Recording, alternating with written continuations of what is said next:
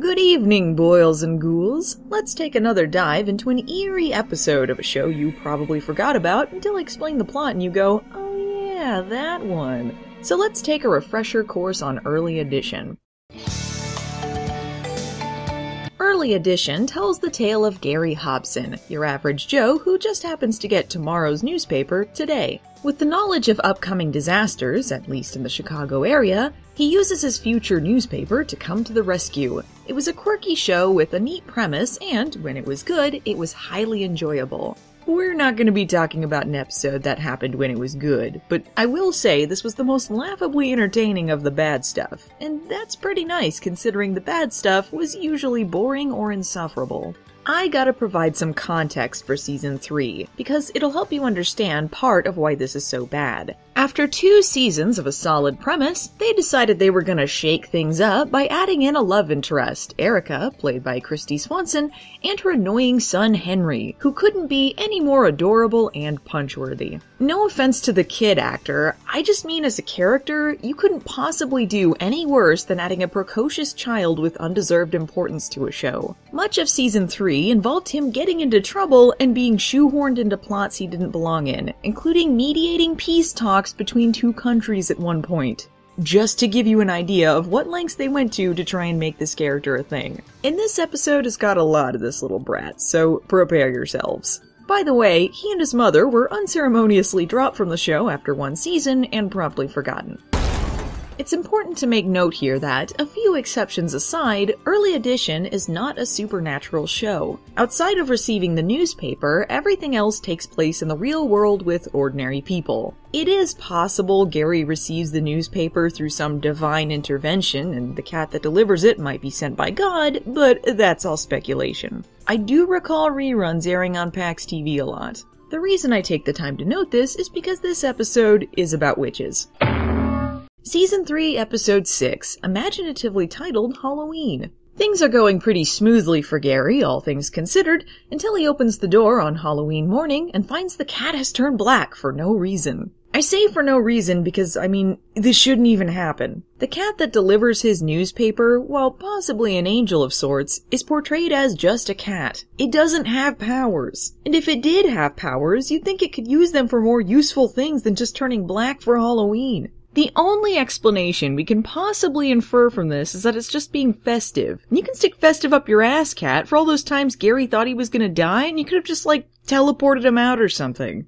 So hey, one of the things that was cool about Early Edition is that one of the main characters, Marissa, was a blind woman who was neither a love interest nor written as being just the blind chick. In fact, for the most part, they were very good about not making a big deal out of her being blind. It just happened to be part of who she was. But, this is a bad episode, so here's how that's dealt with. What's this? A Halloween gift showed up at my door. What happened to our cat? This is our cat. I can smell him. Superhuman cat-smelling powers! That sure is something a blind person can do. They're basically just mutants. But he's black. Yeah, well, so am I, but I'm still me. Hey, cool minority drop too for Early Edition. It'd make more sense if Marissa was a chameleon and could change her skin color, but I guess her point makes sense if you don't think about it. Hey, just a thought. Why is no one freaking out over the magical color-changing cat? This is the first time in 2 years they've seen it display any paranormal abilities, and also, outside of Gary and Marissa, no one else in this bar knows about Gary's magical future newspaper-delivering cat. I knew this guy whose hair turned white overnight, fraternity brother. Found out his prom date wasn't who she said she was. Who was she? A he. Cool transphobic joke, Early Edition. You're watching PAX TV. Share it with someone you love. That's Patrick, by the way, another annoying addition to Season 3. The reason why will become evident to you as the video progresses, but suffice to say, he's competing with Henry as the most infuriating television character of the 1998 season. Gary takes a look at the newspaper and is faced with some troubling information. That night, there's going to be a mass candy poisoning that leaves 3 children dead. Now remember, Gary is just a normal guy who gets the newspaper a day ahead of time. The show often uses black and white reenactments of the news articles to give the audience an idea of what's going on, but Gary can't see them. It's just a, helpful visual tool. But none of what follows makes any sense unless Gary can see this. So, as of this episode, and this episode only, apparently this is a vision. Because one of the kids in the reenactment is wearing a cowboy costume, Gary realizes one of the dead children is Henry! Henry! Oh my God! No, not Henry! Not this precious, precious boy! What would this show do without Henry, light of my life? It's me, Henry.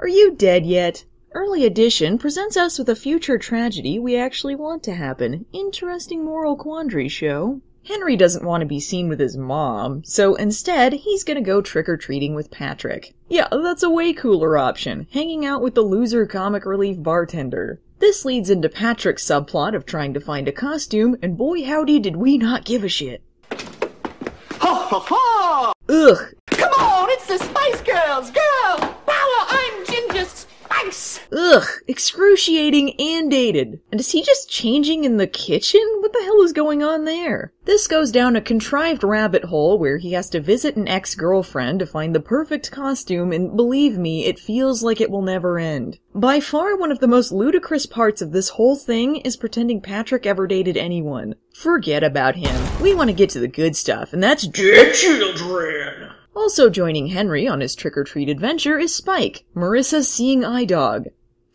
Hey, Early Edition. Yeah, I realize most shows don't really understand how service dogs are utilized in the real world, but they're not, used for this. Guide dogs aren't like pets strangers can take out and goof around with. Yeah, Marissa's not coming with Henry, just her dog. And you'd think she'd need him for, seeing eye dog stuff. And why the hell is Henry taking her service dog with him anyway? Are Marissa and Henry even friends? I don't even remember them interacting prior to this. This is just the son of one of her employees who Gary thinks is hot. Nobody's going anywhere. What? That's what I said. He's not going anywhere tonight. As your employer, I dictate what your son does. Gary, what's going on? It's right here in black and white. I prefer the spoken version. Gary considers calling the police, but Marissa, the officially appointed contrarian of the show, says they can't just cancel Halloween. Yeah, but you can call in an anonymous tip about potentially dangerous candy. The article at least gives a point of origin. But Gary takes this one step further. Maybe he can cancel Halloween. He goes to the mayor's office to report the candy and asks them to call things off. Even if the mayor could somehow make a no Halloween declaration, he expects the whole city of Chicago to just stay in? How did Gary get in to speak to the mayor's assistant anyway? Why is this happening? Assistant Mayor seems to think the very idea of poison candy is ludicrous, and to try and warn parents could deter potential voters in the future. You're not doing this yourself, are you? Look, lady, would I come to you if I was? Good point. Besides, you don't look the type. He doesn't look the type. Hey, you know what else might deter potential voters? Killing their children! But the newspaper doesn't just have one bad story in it. Gary is alerted to a fire and takes off to try and stop it. This leads him to a creepy old house where the next plot can begin. We've captured our warlock. Yep. Gary is captured by a couple of witches who believe him to be a warlock. Yup. This is getting pretty embarrassing, as demonstrated by this noticeably awkward lead-in to commercial break. You're not telling me that you two here Witches. Oh boy, happy Halloween. And before you're like, well, I mean, these two could just be a couple of nuts who only think they're witches. That still makes sense. No, I'm gonna tell you right now, these two are definitely, unequivocally, a pair of witches who can cast spells. In the early edition universe, cackling, wand-wielding broom jockeys are a thing that exist. Anywho, these two sons of witches Warlock Gary theory seems to be supported when he predicts that their cauldron fire was going to burn down the neighborhood. They've summoned him to help them find their sister who's been missing for 200 years, and by the way, they're hundreds of years old, blah blah blah, poison candy. He's Buster, my faithful horse. Ugh, never mind, go back to the witch plot. Maybe you don't see it. Because you just don't see it, but... Gary's running out of time and still got nothing to go on. But perhaps the panpipes of inspiration can lead him down the right path? Hey, now listen. Thanks to a helpful clue from the newspaper, Gary realizes it wasn't candy that poisoned the children, it was caramel apples. This episode is ridiculous. They're gonna pretend 20-some kids ate apples on Halloween. Please enjoy one of the many, many ominous shots of a sweet little grandmother and her fruit of death. Children will love these. And they're so healthy, too. Dun dun dun! Let's take a look at that great payoff to the Patrick needs a costume plot. Is that you? Yep. While Gary looks for the poison apples, the witches reveal their cunning plan to get him to help. They've kidnapped his cat. I warn you, we mean business. You'll never see this cat again. Oh, I doubt that. Okay, this is actually pretty great. He doesn't care because he can never get rid of the cat anyway. Meanwhile, Marissa's been trying to stall Henry and Patrick. I don't really understand how this is okay. She keeps coming up with excuses for why he can't go out yet. Meanwhile, his mother is just sitting there like, yep, my son needs permission from my boss to go trick-or-treating. Like, excuse me, if someone did that to my hypothetical kids, I'd be pissed. And in the end, Marissa just gives up and lets him go anyway because it's just now turning dark. Like, who the hell trick-or-treats in the day anyway? And she knows he's gonna get poisoned, but she lets him go because it's 6 o'clock? Marissa, you suck. They're all finished. I do hope someone comes soon. Where in Chicago is she? Where? Where is this sweet little cottage that's somehow in walking distance from downtown Chicago? Oh, and by the way, the witches have kidnapped Gary now. Double, double, toil and trouble. I tell ya, this is exactly what I expected from the future newspaper show. The old lady death clock continues to count down.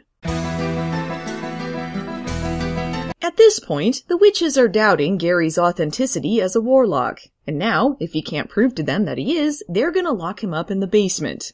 Unless... Confirmed warlock! Thanks, show. This only means the cat has been holding out on Gary this whole time and actively wants him dead. Ding dong, death's come a-callin'! Lucky for Gary, one of the witches psychically knows where the apples are coming from. Makes it easy. Just gonna brush right over that. But Henry just can't resist that healthy and nutritious treat. With Gary nowhere in sight, who's gonna save this sweet little boy?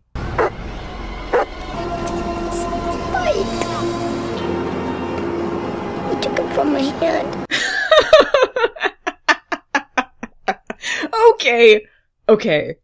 Okay. Let's break this down, because there's a lot to parse here. 1. How could Spike possibly know about the poison apples? Marissa whispers to him at one point to protect Henry, but the only way he could know the apple was dangerous was if he was eavesdropping on Gary and Marissa's conversation earlier in the episode. And if that's the case, is he aware of the newspaper's magical properties? Is he in on things with the cat? Do they have their own separate adventures when the rest of the cast isn't looking? 2. How did this play out exactly? Henry got the apple to his mouth, and Spike grabbed it with his teeth, somehow took a chunk out of it, and swallowed it? Do you know how hard it is for a human to bite into a caramel apple normally? How the hell did a dog do it on accident? Why would he do that when he could just use his paws like dogs do? This is the most outlandish thing the show has ever presented, and Gary time-traveled twice. Well, things aren't looking so good for Spike. The vet gives him a pretty bad prognosis. I bet Marissa's feeling good about lending him out now. It's not like guide dogs are expensive or anything. This is all my fault, isn't it? Yep, pretty much. But wait, what's this? Spike? Back from the dead? Could it be? It's never too late for a miracle, Henry. Looks like you're barking up the wrong tree, Marissa, because this help came straight from the devil. I guess they were witches after all. No time to think about the ramifications of this being a thing now. Oh boy, happy Halloween.